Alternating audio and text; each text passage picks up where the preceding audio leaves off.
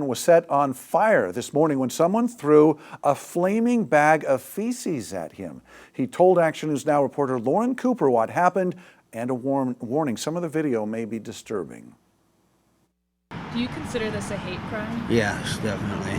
The victim of the fiery attack didn't want to be identified, but did tell me what led up to the attack just after 2 this morning. Man was writing on the wall. I told him to stop doing that because the owner of the building will come back on me and, blame me for it. And I didn't want that kind of trouble because I have to sleep in that doorway. That's when they turned their attention to the wheelchair-bound victim. One of them grabbed my wheelchair and took off running across the parking lot, ran down Main Street.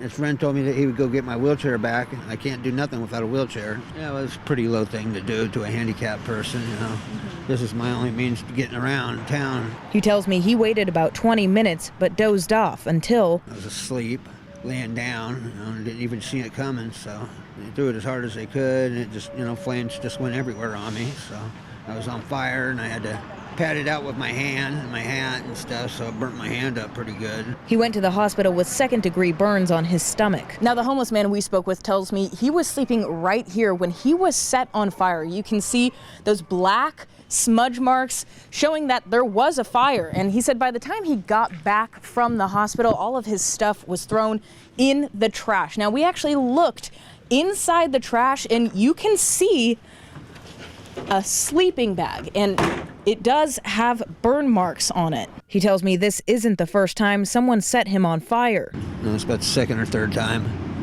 People like throw cigarettes at me and stuff like that, beer bottles, beer cans. I'm gonna have to arm myself and stuff and fight back because can't let this keep happening to me. I'm not gonna let it keep happening to me. I'm pretty angry about it, actually. He described his 2 attackers as being in their late 30s to early 40s, about 5'9", 160 pounds, with dark hair and light skin. The one suspect never brought his wheelchair back, but police tracked it down and returned it.